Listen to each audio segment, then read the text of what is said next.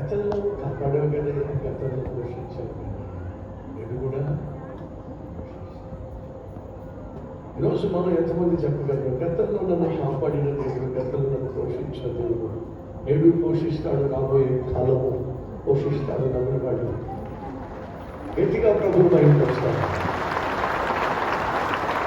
రెండు చేతులు పనికెత్తి హృదయపూర్వకంగా ప్రభుని స్తుతించు. యేసయ్యా, గతంలో కాపాడావు, గతంలో సంరక్షించావు, గతంలో పోషించావు. వందనాలు నాయనా, స్తోత్రాలు నాయనా. రెండు చేతులు జోడించి వందనాలు చెల్లిస్తున్నాను. నీ పాదాలకు వందనాలైనా, నీకు కృతజ్ఞతాస్తుతులు స్తోత్రాలైనా. రాబోయే కాలంలో కూడా మాకు తోడుగా ఉండబోతున్నావు, మమ్మల్ని పోషించబోతున్నావు, మమ్మల్ని నడిపించబోతున్నావు.